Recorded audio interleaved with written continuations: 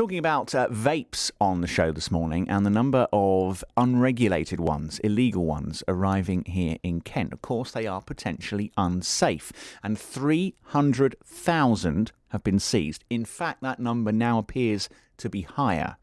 At the Channel ports here in Kent, Kent Trading Standards bosses fear the counterfeit products could contain higher than safe legal levels of nicotine.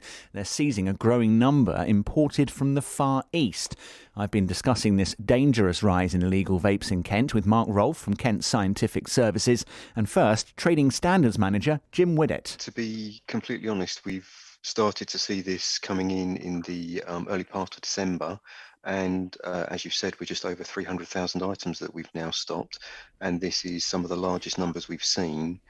A lot of our work has been focused on retail outlets, but this is obviously now higher up in the supply chain on the import side.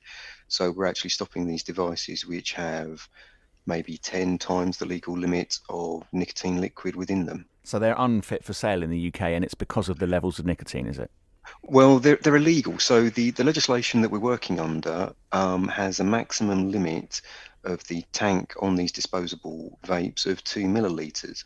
And within the industry, so consumers, when they're looking at these products, will probably see something on them like a 600 puff. Now, puff isn't actually a legal defined quantity for these, but it's kind of an industry standard.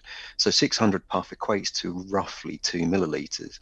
The product that we're seeing coming into the country at the moment, the ones that we've stopped, they've got 3,500 puff on them and 7,000 puff. So, we're talking maybe 10 to 20 times the actual physical liquid amount in the device. Right. So they're illegal. They just cannot be supplied to anybody. And where are people buying them then? How come this has become a thing lately? We've been seeing this, the growth in disposable vapes has had a dramatic increase over the last maybe 6 to 9 months. The flavors, the fact that people don't have to, put their own liquids in and stuff like that, it's convenient, it's easy.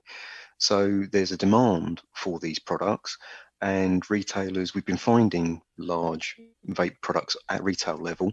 Some recent work that we've done, there's been a decline on that. So it's showing that retailers are beginning to understand that they shouldn't be stocking these devices, but there's obviously still a market out there. So we're not quite sure where these were destined to. We've got investigations ongoing, right. But it will be going out into the retail market. And for retailers who might be listening, or indeed people who want to buy a vape online and they're digging around, they find a website, how do you tell the difference between a legal and an illegal vape? Good question. So there are some basic things that we would advise people to look for when they're purchasing them. Obviously, by law, the vape and its packaging should be declaring that it's got a tank of no greater than 2 millilitres. So you could see them with less than 2 millilitres, but nothing bigger than 2 millilitres. That's the first point. If it hasn't got that on it, then it's a legal requirement. So if it hasn't got that, they should be asking themselves, should I be buying it? You've then got the 600 puff. If it's hugely above that, then again, that's a warning sign that it's not going to be genuine. Then we would be looking at things like the skull and crossbone warning, because it's got nicotine, which is toxic. And because it's got that in it, it must have the skull and crossbones warning on it. It also needs to have a raised triangle, so people who are visually impaired can actually, when they touching the box and stuff like that, they can realise there is a toxic substance within it. So we'd know to be careful of it. And there should also be the name and address of somebody within the UK who's responsible for it. So if you had a problem with it, you could go back to them. I want to bring in Mark Rolfe then from Kent Scientific Services. Mark, listening to all of that, what risks are there from these products that contain these higher than legal nicotine levels? Yeah, so the really important thing we need to remember about nicotine, Adam, is that nicotine is a dangerous poison. So a legitimately produced disposable e-cigarette, if you like, with a 2 millilitre tank, with the standard kind of 2% level of nicotine in it, will contain about 40 milligrams of nicotine. We know that the fatal dose of nicotine can, when it's ingested all in one go, can be between 30 and 60 milligrams. So actually these things, even in their legitimate state, pose a danger. Tanks that go as much as 10 millilitres in capacity contain a relatively huge amount of nicotine. Now, if that nicotine is consumed in the way it's intended to be consumed, i.e. vaped, then it's unlikely to cause a safety issue.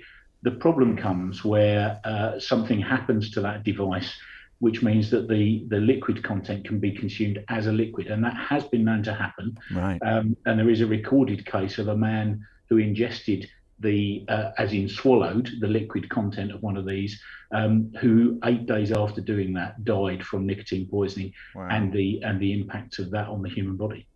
And what's worrying, of course, I mean, that's worrying in itself, but if you factor in the fact that there may be underage people coming into contact with these products as well, that sounds incredibly dangerous. They are dangerous if not used by people of the correct age and used in connection with their legitimate usage instructions. The other thing which we need to be aware of is that, as we've already mentioned, if these things have not been through that kind of testing process that these products should go through, then we don't know what other things are in this liquid. There have been cases of these liquids containing a chemical called diacetyl. Diacetyl is a food additive. It's perfectly safe to consume as a food additive. It gives things a sort of buttery flavour. You see it in things like popcorn and things that are a buttery flavour. Right. Swallowed, perfectly safe. Inhaled, it causes significant and permanent damage to the lungs. It's a condition known as popcorn lung because it first came about in a factory that made popcorn. And some vapes have been analysed and found to contain this liquid. It does seem as well, doesn't it, if you look around on either online or in print indeed, that a lot of vape products seem to have quite a young target audience. It looks as if they're being aimed at younger people, which sort of seems to potentially increase that risk, doesn't it? That younger people, perhaps underage people, are going to come in contact with potentially very dangerous products. Well, as trading standards, obviously we have a remit here because e-cigarettes, vapes, they're not allowed to be sold to anybody under the age of 18. Yeah. So this is an area of work that we do deal with. It is worrying when you see the amount of interest there is in these products. The flavours are very, very much linked to, some of them to sweets that people know, fruit flavours, things like this. And tobacco, I've never been a smoker, so I can't really comment on this, but tobacco is not allowed to be flavoured, whereas this gives you that nicotine high or whatever it is, as well as these flavours that are far more palatable. So it is a worry, and if children are getting hold of these, then obviously that's something that we wouldn't want them to be doing, and we would be working with retailers to ensure that they're not.